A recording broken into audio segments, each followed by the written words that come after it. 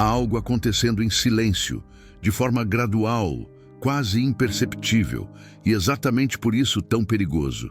A prostituição, que por décadas foi tratada como um sintoma social grave, passou a ser apresentada como algo neutro, moderno, inevitável.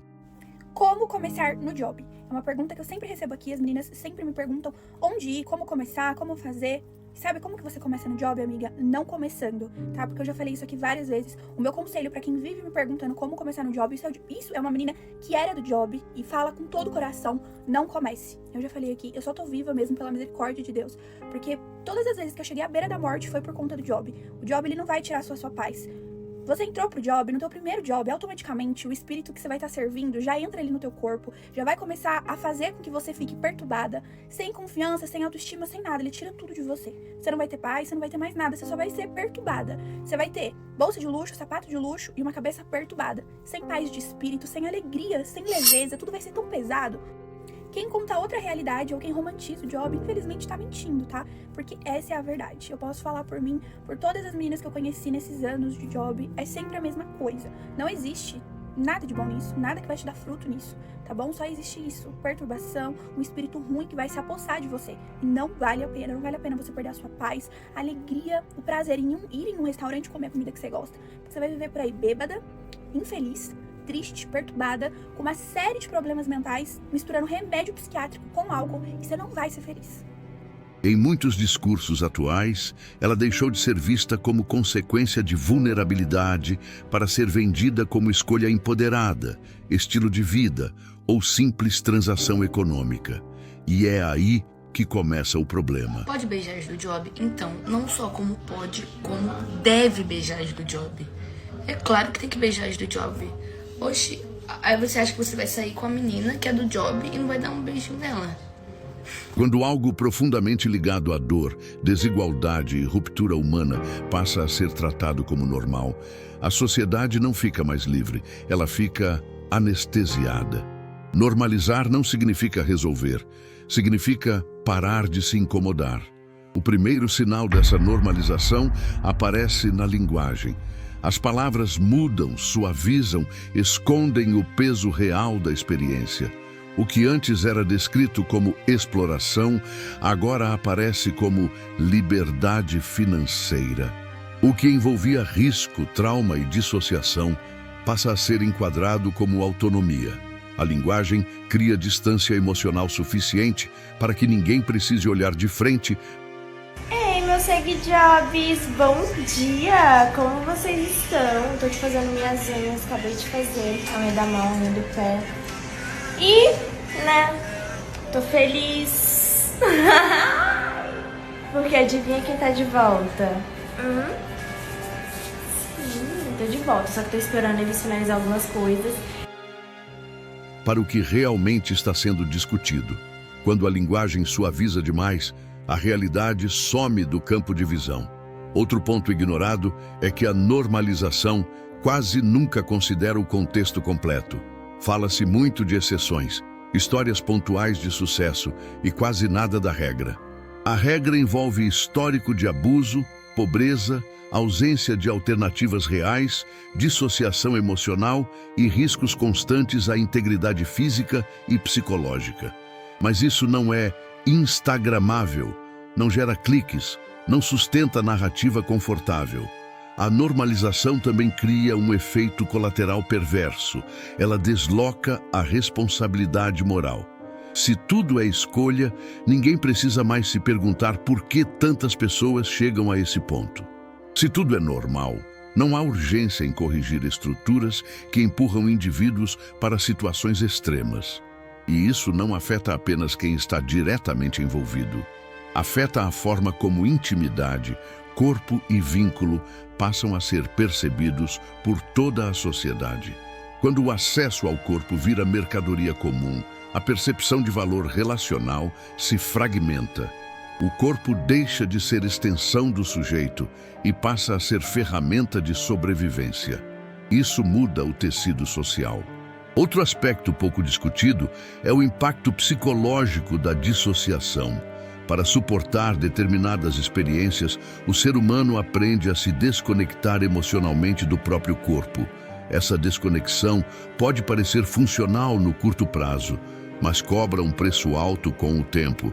Dificuldade de vínculo, anestesia emocional, depressão, sensação de vazio. Chamar isso de normal não elimina o custo interno. Existe ainda a romantização travestida de discurso progressista. Qualquer questionamento é rapidamente enquadrado como moralismo, conservadorismo ou ignorância. Isso cria um ambiente onde refletir virou tabu.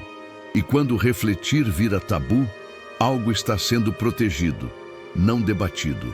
Uma sociedade saudável não tem medo de perguntas difíceis. Ela as enfrenta. Outro ponto sensível é a inversão de empatia. Em vez de direcionar empatia para quem está preso em contextos de vulnerabilidade, a empatia é redirecionada para a ideia abstrata de liberdade individual. O sistema que lucra com a situação permanece intocado. O debate se desloca para rótulos ideológicos e a realidade concreta desaparece. Normalizar não protege, silencia. E o silêncio coletivo tem efeito pedagógico. Ele ensina novas gerações que certas dores são aceitáveis, desde que bem embaladas. Ensina que tudo pode ser transação, desde que haja consentimento formal, mesmo quando as condições de escolha são profundamente desiguais. O mais grave é que quando algo se normaliza, ele deixa de causar desconforto, e desconforto é o primeiro passo para a mudança. Sem desconforto, não há pressão. Sem pressão, não há transformação. Este não é um ataque a indivíduos, é um alerta sobre estruturas. Questionar a normalização não é julgar quem está dentro dela, é recusar a ideia de que isso seja um destino aceitável, inevitável ou desejável. Quando uma sociedade para de se indignar, ela começa a adoecer em silêncio. E talvez o ponto mais triste dessa normalização seja exatamente esse: a perda da capacidade de se importar profundamente. Quando tudo vira discurso, narrativa ou escolha abstrata, o humano real, com dor real, desaparece. Há outro efeito dessa normalização que quase nunca é enfrentado de forma honesta. Ela muda a forma como o sofrimento é interpretado. Quando algo é rotulado como opção válida, qualquer dor associada a ele passa a ser tratada como responsabilidade individual, não como sintoma de um problema maior. A dor deixa de ser sinal de alerta e vira falha pessoal. Isso cria um cenário cruel. Pessoas que vivem experiências traumáticas passam a sentir vergonha de reconhecer o impacto que aquilo teve nelas. Afinal, se era uma escolha, por que reclamar depois? Esse tipo de raciocínio não liberta ninguém. Ele apenas isola ainda mais quem já está vulnerável. Existe também uma confusão proposital entre consentimento e ausência de coerção. Consentir não significa escolher em condições justas. Quando as alternativas são escassas, o consentimento perde profundidade. É aceitar o que sobra, não o que se deseja. Ignorar isso é ignorar como a desigualdade opera na prática. A normalização também altera o olhar masculino sobre intimidade. Quando o acesso pago ao corpo é tratado como algo trivial, a fronteira entre desejo, vínculo e consumo se dissolve. O outro deixa de ser percebido como sujeito completo e passa a ser visto como serviço. Isso não acontece de forma consciente, mas cultural. E culturas moldam comportamento mesmo quando ninguém admite. Outro ponto pouco discutido é como isso impacta mulheres fora desse contexto. A percepção de valor, de troca e de expectativa se distorce. Quando tudo pode ser comprado, o que não é comprado passa a ser comparado. Isso cria pressões silenciosas sobre aparência, disponibilidade e validação. Nada disso fortalece relações. Enfraquece. Há ainda o papel das plataformas digitais nesse processo. Elas transformaram algo profundamente complexo em produto rápido, acessível e dissociado de consequência visível. Quando não se vê o custo humano, fica mais fácil consumir a ideia sem culpa. Distância emocional facilita a aceitação. Outro aspecto grave é a romantização da independência financeira sem análise de sustentabilidade. Pouco se fala sobre o depois, sobre envelhecimento, saúde mental, dificuldade de reinserção social, estigma persistente. A narrativa costuma parar no auge, nunca no preço acumulado. Histórias incompletas criam ilusões perigosas. A normalização também empobrece o debate público. Em vez de perguntar por que isso acontece, discute-se apenas se pode ou não pode. Essa simplificação impede qualquer avanço real. O foco sai das causas estruturais e fica preso em slogans. E enquanto isso, o sistema que lucra permanece confortável. Questionar essa normalização não é defender repressão nem moralismo barato. É exigir profundidade. É reconhecer que nem tudo que existe precisa ser aceito como saudável. Nem tudo que é comum é neutro. Nem tudo que é escolha é livre. Uma sociedade madura consegue sustentar essa ambiguidade sem negar a dor de ninguém. O ponto central aqui é simples e desconfortável. Normalizar a prostituição não resolveu os problemas que a originaram. Apenas tornou mais fácil ignorá-los. Tornou aceitável conviver com desigualdade extrema sem se sentir responsável por transformá-la. E quando a indiferença vira virtude, algo essencial se perde. Não se trata de apontar dedos. Trata-se de recuperar a capacidade de questionar narrativas convenientes, de olhar além do discurso bonito e enxergar o custo humano real que continua existindo, mesmo quando ninguém quer mais falar dele. Porque quando uma sociedade chama de normal aquilo que nasce da dor, ela não se torna mais livre. Ela apenas aprende a não olhar. Há ainda um efeito profundo dessa normalização que quase nunca entra na conversa. Ela altera a forma como a sociedade lida com responsabilidade coletiva.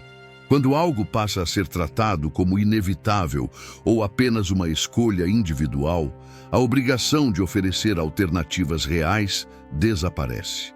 Não se investe em saída porque se presume que não há problema a ser resolvido. E isso é conveniente demais para quem detém poder. Quando a prostituição é apresentada como solução econômica, a pergunta mais incômoda deixa de ser feita. Por que tantas pessoas precisam recorrer a isso para sobreviver? Por que o trabalho digno, seguro e sustentável não está disponível para todos? A normalização funciona como cortina de fumaça. Ela tira o foco das falhas estruturais e o coloca no indivíduo. O indivíduo vira o fim da linha. O sistema fica invisível. Outro ponto raramente enfrentado é o impacto a longo prazo na capacidade de formar vínculos profundos. A intimidade humana não é neutra. Ela molda percepção, expectativa e sensibilidade. Quando o corpo se torna meio de transação repetida, a linha entre presença e performance se confunde. Isso cobra um preço silencioso na forma como a pessoa se relaciona consigo mesma e com os outros. Não é algo que se apaga com discurso. Existe também um efeito geracional. Crianças e adolescentes crescem em um ambiente onde tudo é relativizado, onde quase não há distinção entre liberdade e abandono. A mensagem implícita não é "você é livre", mas "se vire como der". E isso não empodera, fragiliza. Liberdade sem base vira sobrevivência disfarçada. Outro aspecto ignorado é o impacto na saúde mental coletiva. Uma sociedade que aprende a aceitar a mercantilização extrema do corpo humano aprende, ao mesmo tempo, a tolerar níveis altos de dissociação, cinismo e indiferença. As relações ficam mais superficiais.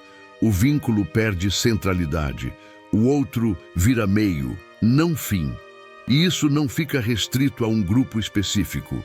Se espalha. Há também o silêncio em torno de quem tenta sair. Pouco se fala sobre o estigma persistente, sobre a dificuldade de reconstruir identidade, sobre a sensação de não pertencimento. A narrativa dominante celebra a entrada, mas ignora a saída, como se o depois não existisse. Histórias que não mostram o depois não são histórias completas.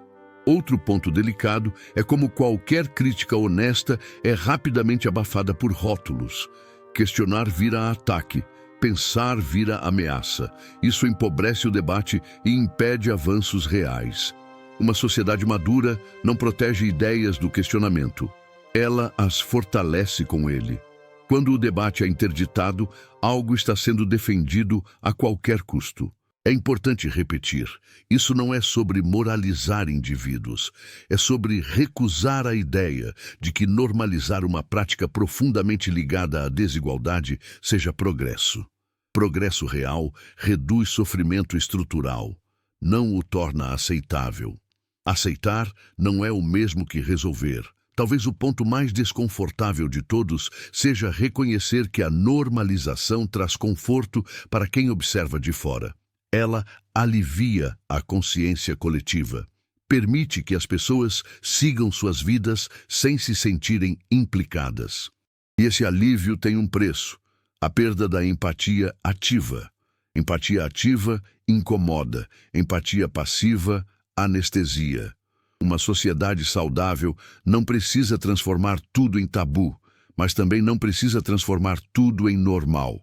Há fenômenos que exigem atenção contínua, cuidado, políticas públicas sérias e, sobretudo, desconforto moral suficiente para gerar mudança. Quando o desconforto some, a transformação para junto. O que está em jogo não é o direito de existir de ninguém. É o direito de não ser empurrado para um destino apresentado como escolha, quando na verdade é a ausência de opção. É o direito de não ter a própria dor transformada em narrativa conveniente. Se uma sociedade quer se dizer justa, ela precisa olhar de frente para aquilo que prefere normalizar. Precisa perguntar quem se beneficia, quem paga o preço e quem foi silenciado no processo. Porque toda normalização revela mais sobre quem observa do que sobre quem vive a realidade.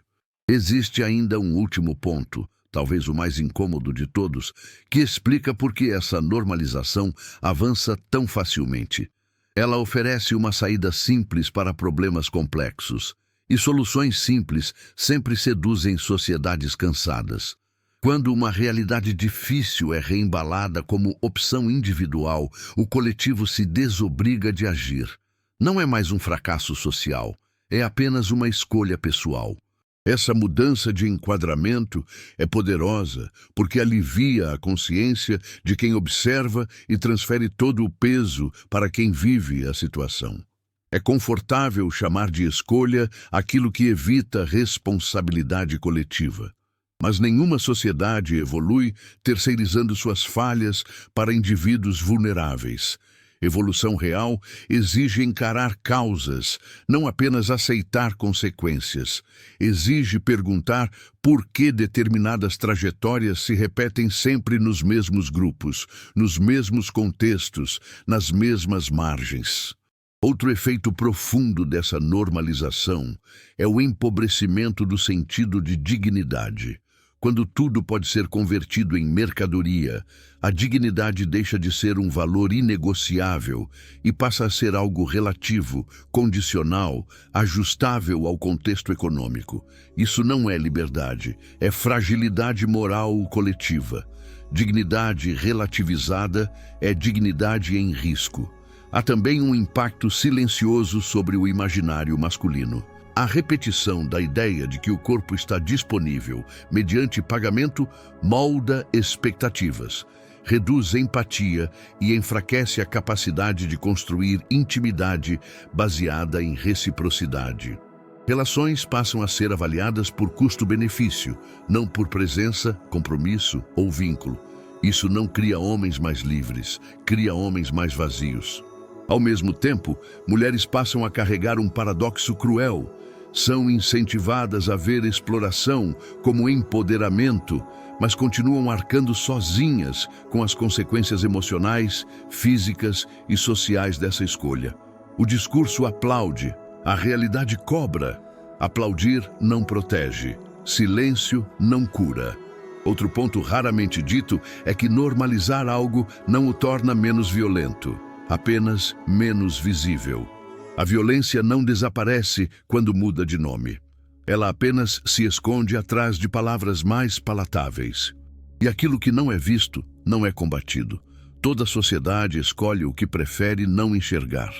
Questionar essa normalização não é negar complexidade nem impor moral rígida. É recusar a simplificação conveniente. É dizer que algumas realidades exigem mais cuidado, mais responsabilidade e mais compromisso coletivo, não menos. É possível defender direitos sem romantizar sofrimento.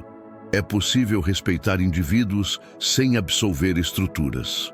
Talvez o sinal mais claro de que algo está errado seja a pressa em encerrar o debate. Quando um tema é realmente saudável, ele suporta perguntas. Ele não precisa ser blindado por slogans. Ele não depende de silêncio para sobreviver. Ideias fortes sobrevivem à reflexão. No fim, o que está em jogo não é a vida de outros, é o tipo de sociedade que está sendo construída. Uma sociedade que normaliza tudo o que não quer resolver acaba perdendo critérios para proteger o que realmente importa. Quando tudo é aceitável, nada é prioritário. E talvez essa seja a verdadeira tristeza dessa normalização. Não apenas o que ela faz com quem vive essa realidade, mas o que ela faz com todos nós. Ela nos ensina a olhar para o sofrimento com distância, a chamar de progresso aquilo que no fundo é desistência disfarçada. Se existe algo que merece ser preservado, é a capacidade de se indignar quando a dor vira paisagem. Porque quando a indignação morre, a mudança morre junto. Talvez a pergunta mais honesta que precise ser feita não seja se algo deve ou não ser normalizado, mas o que estamos dispostos a perder quando escolhemos normalizar. Porque toda normalização tem um custo, às vezes visível, às vezes silencioso, quase sempre pago por quem tem menos poder de escolha. Quando uma sociedade decide chamar de progresso aquilo que nasce da desigualdade, ela não avança. Ela apenas se adapta ao desconforto, aprende a conviver com ele sem tentar resolvê-lo. E essa adaptação é perigosa, porque transforma urgência em rotina. Rotina anestesia, anestesia paralisa. O mais triste não é a existência da prostituição em si, mas a facilidade com que ela é enquadrada como solução aceitável, enquanto as causas que a alimentam seguem intocadas. É mais simples mudar o discurso do que mudar estruturas. Mais fácil celebrar exceções do que enfrentar a regra. E enquanto isso acontece, a empatia vai sendo substituída por argumentos. A indignação dá lugar à neutralidade. A neutralidade vira indiferença. E a indiferença, quando se espalha, redefine o que uma sociedade considera tolerável. Nada disso acontece de um dia para o outro. Acontece aos poucos, em silêncio. É por isso que questionar essa normalização importa, não para atacar indivíduos, não para impor moral rígida, mas para recusar a ideia de que tudo precisa ser aceito para que ninguém se sinta desconfortável. Desconforto, muitas vezes, é o sinal de que algo precisa mudar. Uma sociedade saudável não foge do desconforto. Ela o usa como bússola. Também é importante reconhecer que não existe solução simples para problemas complexos. Mas isso não justifica a desistência coletiva. Aceitar como normal aquilo que deveria provocar ação é escolher o caminho mais fácil e o mais empobrecedor. Quando a dor vira paisagem, algo essencial já foi perdido. Talvez o verdadeiro avanço esteja em recuperar a capacidade de olhar para certas realidades sem precisar transformá-las imediatamente em narrativa confortável, em sustentar a tensão da pergunta, em admitir que algumas práticas existem não porque são boas, mas porque falhamos em oferecer alternativas melhores. Reconhecer isso não enfraquece uma sociedade, fortalece. porque só quem reconhece suas próprias falhas consegue corrigi-las. Só quem se recusa a chamar de normal aquilo que nasce da dor mantém viva a possibilidade de transformação real. No fim, a normalização da prostituição diz menos sobre liberdade e mais sobre o quanto nos acostumamos a conviver com desigualdade sem nos sentirmos responsáveis por mudá-la. E isso deveria, no mínimo, nos inquietar.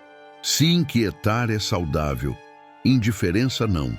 Se esse conteúdo te fez pensar além das narrativas fáceis e dos rótulos prontos, aproveita para assistir aos outros vídeos do canal, onde a proposta é sempre ir mais fundo, sem simplificar o que é complexo e sem romantizar o que nasce da dor. Se inscreve no canal para continuar acompanhando reflexões que não fogem das perguntas difíceis. Porque uma sociedade só amadurece quando para de normalizar aquilo que deveria exigir mudança.